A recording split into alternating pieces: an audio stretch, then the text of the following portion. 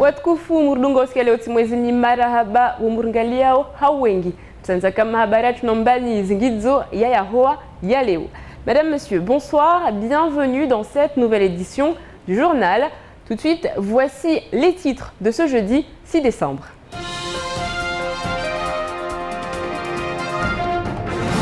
Ahmada bin Ali va-t-il conserver son siège de maire de Sada? La CCI revient sur les avancées en termes de coopération régionale. Les élus de la mairie de Mamoudzou ont rencontré les professionnels de la rue du commerce. Reprise du dialogue à la CSSM dès la semaine prochaine. J-4 avant l'ouverture des lignes Mayotte et Réunion depuis Marseille pour la compagnie XL Airways. Et puis les tarifs du transport des produits dangereux par voie de barge vont-ils baisser? Aujourd'hui, dans la première partie de votre JTM, on reparle de cette polémique des travaux de la rue du commerce.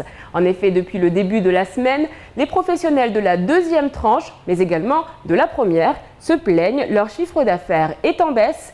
Hier, les élus de la mairie de Mamoudzou ont rencontré les commerçants. On revient sur cette conférence de presse de la CCI qui s'est tenue aujourd'hui dans les locaux du MEDEF. La CCI, en effet, depuis le début du mois de novembre, est partie à la rencontre de nombreux professionnels des îles voisines. Aujourd'hui, de sérieuses pistes de partenariat sont dégagées. Mais d'abord, où en est la situation à la mairie de Sada? Les élections ont eu lieu il y a un peu plus d'un mois. Elles ont été contestées une énième fois. Qu'en est-il aujourd'hui? Où en est-on? On fait le point tout de suite avec Clémentine Baye.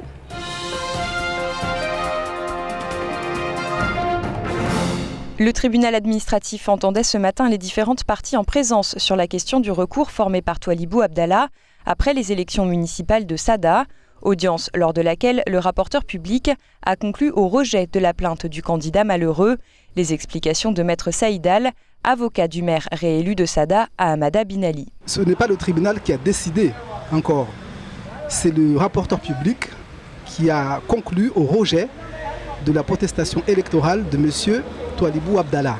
Ce qui veut dire que pour la première fois depuis 2008, le tribunal administratif probablement va dire à l'opposition municipale UMP qu'ils ont eu tort de porter les élections au tribunal. Le tribunal, lui, rendra sa décision la semaine prochaine, mais pour Maître Saïdal, il y a de fortes chances qu'il ne suive les conclusions du rapporteur public qui, pour la première fois dans ses batailles entre UMP et UNFCS, conclut au rejet de la demande formulée par l'UMP. Parce que je crois que toutes les garanties avaient été prises par les pouvoirs publics. En premier lieu, la délégation spéciale de la préfecture, pour faire en sorte que cette fois-ci, il n'y ait plus de contestation. Toutes les garanties concernant l'organisation des bureaux de vote, concernant la composition des bureaux de vote, de sorte que pour la première fois depuis 2008, on a constaté lors des élections du 21 octobre 2012 qu'il n'y a pas eu d'incident majeur qui pouvait conduire à l'annulation du scrutin. Rappelons que l'UMP avait également porté plainte auprès du procureur de la République concernant les 43 bulletins de vote déclarés nuls. L'UMP avait perdu avec 41 voix de retard sur ces élections municipales de Sada. 2014 sera-t-elle l'année de la coopération régionale dans l'océan Indien ? Tout porte à croire que oui, la CCI, représentée par son président Norbert Martinez et le chargé de la coopération régionale Michel Taillefer, a organisé un point presse ce matin sur ce thème. Si le Forum économique et social des îles de l'océan Indien ne s'est pas déroulé comme l'espéraient les représentants de la Chambre, la conférence de la coopération régionale qui s'est tenue en novembre, ou le carrefour des entreprises qui se déroulait il y a quelques jours à Tananarive et à Diego, ont rempli toutes leurs promesses. Aujourd'hui, Michel Taillefer envoie son message aux entrepreneurs. Donc le train va partir en 2014 concernant les fonds européens, en particulier sur la coopération régionale. Et comme on le disait tout à l'heure, il y aura ce dispositif qui concerne des pays à moins de 170 km. Nous sommes les seuls ici dans la zone, puisque la Réunion n'a pas de pays à 170 km. Nous pourrons bénéficier de ces fonds. Je pense qu'il faut dès maintenant commencer d'abord à avoir une stratégie, voir qu'est-ce qui peut se faire avec nos voisins, mais chaque entrepreneur étant libre de trouver un partenaire ou d'avoir un projet. Il reste néanmoins beaucoup de problèmes à régler, le visa et les taxes douanières, un frein au développement de cette coopération. C'est un problème qui devient urgent de régler. Parce qu'effectivement, nos deux territoires français de l'océan Indien, La Réunion et Mayotte, sont inaccessibles pour les riverains de l'océan Indien. Alors oui, il y a des délivrances de visas, mais quand on voit qu'à une manifestation de l'UCCIA, de l'UCCIOI, donc à La Réunion, le secrétaire général de la Chambre de commerce de l'UCCIA des Comores ne peut pas être présent, il y a un problème. Prochain rendez-vous la semaine prochaine à Moroni. La CCI sera aux côtés du Conseil général dans le cadre d'un autre rendez-vous afin de renforcer les liens entre les îles voisines. Des élections se sont tenues le mardi 13 novembre pour choisir le bureau et le président de la CAPEB Hippocampe, un nouveau syndicat dédié aux artisans du bâtiment. Youssoufou Ousseni avait été élu à la tête de la formation, avec pour ambition de la faire enregistrer au niveau national. Problème, il existe déjà un bureau, en place depuis des années, et baptisé CAPEB 976. Mais la réponse est tombée, elle émane de Denis Joly, conseiller auprès du secrétariat général de la CAPEB nationale, qui certifie qu'il n'y a qu'une seule CAPEB qui puisse être reconnue sur le territoire mahorais, et c'est la CAPEB 976. La CAPEB Hippocampe pourra exister si elle le souhaite, mais elle ne fera jamais partie du réseau national. Les commerçants avaient alerté la presse en début de semaine. Contrairement à ce que leur avaient affirmé les élus, les travaux de la deuxième tranche de la rue du Commerce ne seront pas terminés au 15 décembre. La mairie a souhaité s'expliquer aujourd'hui à ce sujet. Je rappelle qu'on a eu une réunion hier avec tous les commerçants de la rue du Commerce pour leur faire part du retard que va prendre le chantier. Au départ, c'était une livraison le 15 décembre de cette année. Sur le chantier, le constat a été fait, donc on ne pourrait pas livrer comme prévu. Donc il était tout à fait normal qu'on ait une discussion avec les commerçants, qu'on puisse leur faire état notamment des problèmes techniques. De ces problèmes techniques, nous ne saurons rien. Ce qui est certain, c'est qu'il n'avait jamais été question que le chantier ne dure que 4 mois, comme l'avaient annoncé les élus. Un chantier de ce type s'étalant au minimum sur 6 mois. Le chantier sera donc fini en février prochain. Les élus avaient reculé la date de début des travaux, sans reculer pour autant la date de livraison. Autre sujet abordé par l'élu, l'arrêt des travaux du côté de Mgombani. C'est vrai que nous, comme toutes les communes de Mayotte, nous ne connaissons pas un problème de budget comme ça a été, on a laissé entendre.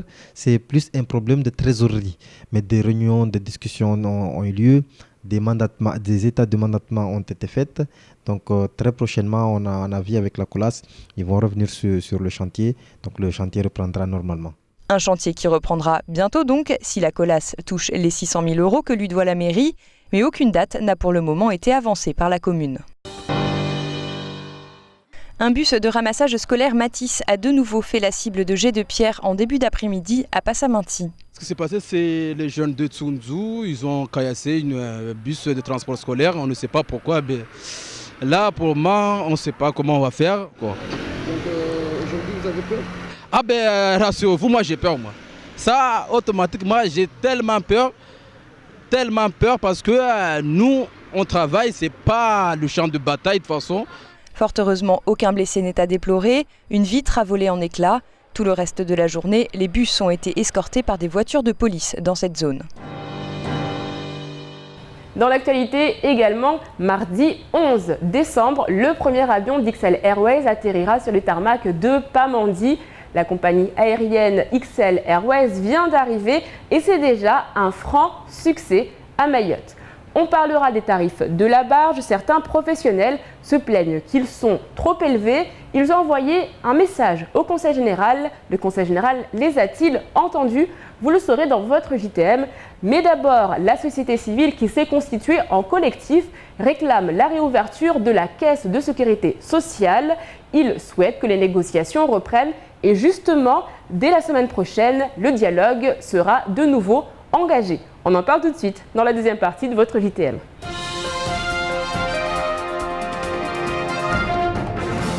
Alors qu'un collectif d'usagers s'est constitué pour exiger une reprise des négociations entre les grévistes de la CSSM et Lucans, le directeur de la caisse mahoraise, Jean Véron, arrivera la semaine prochaine pour reprendre ces discussions. Sur le plateau de Kwezi aujourd'hui, l'une des porte-paroles des femmes leaders, signataires de cette mise en demeure, est revenue sur ce mouvement. Les usagers réclament la réouverture de la caisse, mais ne veulent pas se mêler des revendications. Nous, on a tellement de choses à faire, donc on ne peut pas se mêler aussi du travail des syndicalistes. Mais le jour où on sentira qu'il est nécessaire de nous impliquer, on va s'impliquer, mais on ne veut pas s'y mêler en fait. Dès qu'il s'agit de syndicalistes, nous, on s'éloigne un peu. On n'aime pas les manipulations. Non, c'est pas ça. Mais des fois, il y a des manipulations et tout ça. Donc, on n'aime pas ça.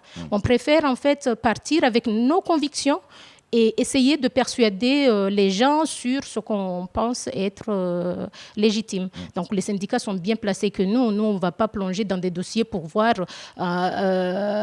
tel service doit bénéficier de tel. C'est les syndicalistes qui doivent faire ce travail. Du côté des grévistes qui ont débuté leur mouvement voilà 2 mois et demi, les réactions ne se sont pas fait attendre à l'annonce de ce retour du directeur de la caisse. Je pense qu'une fois que les gens se retrouvent sur la table de discussion, c'est un espoir effectivement d'un apaisement et qui pourrait être un apaisement social pour que enfin nous reprenons effectivement le champ du boulot. Dès lundi, le directeur de la caisse sera en réunion à la DIECT avec 2 représentants de chaque syndicat. Nous ne parlerons pas du fond du problème et notamment de la majoration d'hommes, mais de la reprise du travail uniquement. Selon Jean Véron, les grévistes sont d'accord sur cet ordre du jour. Il n'est cependant pas certain qu'ils acceptent une reprise du travail sans avancer sur la majoration d'hommes, qui constitue leur motif de revendication depuis plus de 2 mois. La compagnie française XL Airwaves s'apprête à relever un gros défi avec l'ouverture des vols Mayotte et Réunion depuis Marseille. La première rotation hebdomadaire est prévue le 10 décembre, dans 4 jours maintenant, et le 11, on verra se poser l'Airbus sur le tarmac de l'aéroport de Pamandzi. Formule qui fait des émules, puisque 70% des sièges sur la ligne hebdomadaire Marseille-Mayotte-Réunion pour les vols programmés de décembre à janvier sont déjà vendus et la compagnie table sur un coefficient moyen de remplissage de 85% de ses vols. La prochaine séance plénière du Conseil général programmée le 12 décembre a inscrit à son ordre du jour un rapport qui va revisiter les tarifs du transport des produits dangereux par voie de barge. Ceux-ci sont décriés depuis des mois par les entreprises locales qui tirent régulièrement la sonnette d'alarme et dénoncent des tarifs prohibitifs. Le Conseil général les a entendus et va revenir sur le prix du transport par barge. Attention, tenez-vous bien, des cisailles guillotines servant à découper les tôles. C'est une machine-outil qui sert beaucoup, il faut bien l'avouer, et lorsque la délibération indiquait qu'il fallait débourser 14 000 € pour la faire traverser, il n'en coûtait en réalité que 140 €. Le tort va donc être réparé rapidement pour venir au secours de l'économie qui en avait tant besoin. Les innombrables détenteurs de cisailles guillotines vont enfin pouvoir respirer. En revanche, pour Somagaz et Total, producteurs et distributeurs de bouteilles de gaz, rien ne bougera. Des élèves de Dzoumogné participaient aujourd'hui à une journée de sensibilisation à la protection du lagon. Objectif, faire passer des messages concrets pour un développement durable. J'ai organisé ce projet pour la protection de l'environnement à Mayotte, pour que les élèves, améliorent leur connaissance du lagon, de leur lagon. Et de la même manière, on travaille avec un professeur de sciences physiques, avec un professeur de SVT. Nous travaillons aussi sur la pression. Et nous travaillons sur la respiration. Un message qui est plutôt bien passé, à en croire ce qu'en ont retenu les élèves. On a vu tous les habitants du milieu marin, tout ce qui vit dans le corail, tout et tout. Et ce qu'on a appris, c'est qu'il ne faut pas détruire l'environnement parce que ça fait partie de notre patrimoine culturel. Parce qu'on on détruit l'environnement, plus tard nos enfants ils n'auront pas de poissons.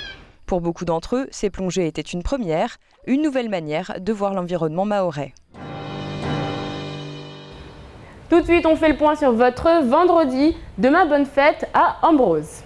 D'ailleurs, c'est vrai que tous les jours, on cite une personnalité, mais savez-vous ce qu'est une citation?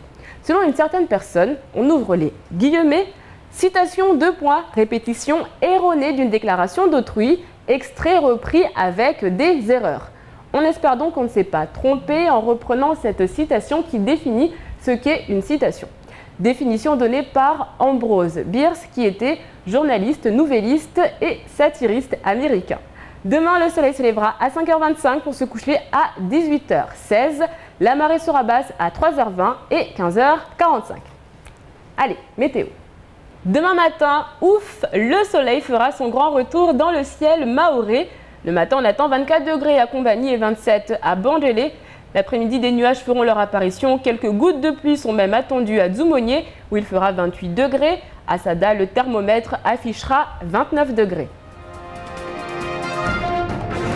Ce soir à 20h, ne manquez pas votre rendez-vous politique au Studio 101.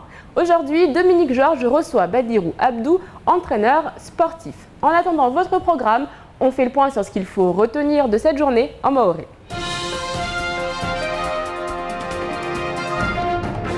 Asubuhi ya leo turbinali diwani wa Kahar Mwamvurano na mashtaka yaliyahusu zibote za umera wa Sada wakubulishwa kula mtu wakujeleza rangu bwana Twalibu Abdallah na umera alio leo 20 harma ikomini ya Sada bwana Binali Amada. Yani mashtaka yaliyoomba madai ya haradiwa na uraporteur wa serikali unairwa uraporteur de la République ya mavuna ya huisa ya tobinolwa de mfumo ujao yeba zini tongozi kwamba stozia de babo kwelisahe au lazima redunge mitamita atarpare fete mnofozo. Ari dalili ya vua maingu na zini dezeleza kuriliwa leo na ya mahabazazi wa ilipare la Rue du Commerce momojo mbastoja basi habari na ingine raiparamba kweli sahi hazini zo customalizisha de abanikamu ya basa besto ombozo mpaka mwezi wa Fevrier wa mwaka 2015 mana ari watashaushi nyengi za zini hiromba tekniki na zangina wa madwamana wa wakala hiki ya mahabazazi ni rangufu motani ya vira ujoni huondo ya leza zitongo wale lazima zilio leo amba kweli sahi hazini kasoko na leo be wanu wao tiparamba kula heli ankiba zao sreganyuma leo na wakati wanuel nodun ushefumbole wazila kesi bwana Jean Veron unatoregea hulmaure mfumo ujao tena waya kubali kujore manazito hivyo na wani mafanya hazwahe awazungu hamashwara ata mtuto wao unuvote kifube ata hulmaure nesi shama za vingo na wakazi wajau karzazia mfano ishama ya watuwashe wa maore ini hero farm leaders wanu wamengoni na wakizimbeli wazitongozini wazidunga unitamita ata leo ya mabiro ya la kesi ya shinde ya bule be mazasta shaushi zende tastupu mpaka safike wao watekeleza asubivani mnyao tuwa na kaja haruma sauti za Kweza FM akujoleza mba leo wao kawasta wangia na mahadisi ya tokao baina mafanya hazi na mazefua wabuli be wao watovenza leo ya mabiro ya buwe ile pare stashaushi zbunguwe. Ili shirika la misafara ya Hawani XL Airways wan kweli sahili huwa pushiwa na wakazi highway kamba zbio zao kweli za rahisi be leo basuala ambayeba watu wanu watushuna kilimbie pia misafara yo highway kamba wanadamu waswapushia leo hawengi rahata misafara honda kwa wafanyishi hane mazazi biezo zuudwa haukamilifu wasu. Parano utofanyishiwa mwezi 12 ni séance plénière ya Conseil Général yani mahadisi mengi na mipangio mengi de totonziani na mengoni na stongo dezini za tuala tabuni leo amba lazima zihadiswe za husu leo mheze wazikima ya makamio mabule mfano yakana hubinga zi produit za ajali na mengoni na mashirika wakana ushiza makamio yao onlo wasilia na udai amba kweli sahe zikima za hali hangufu. C'est la fin de cette édition, merci de l'avoir suivi. Dans un instant, vous retrouverez le faux journal de Camar. Ensuite, ce sera le temps de parole. Moi, je vous retrouve demain, même heure, même chaîne, avec un nouveau journal. Kwaheri.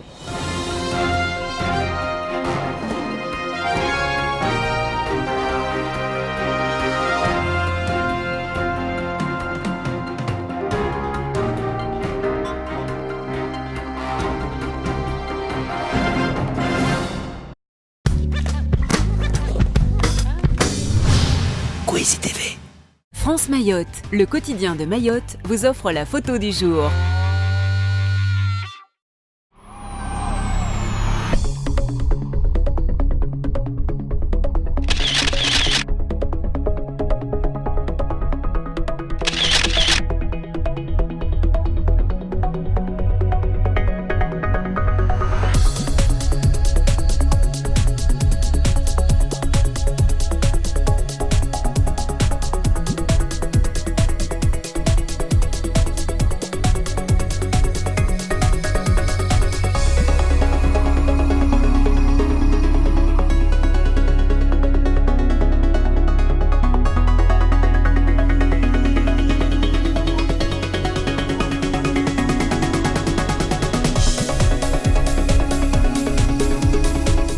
France Mayotte vous a offert la photo du jour.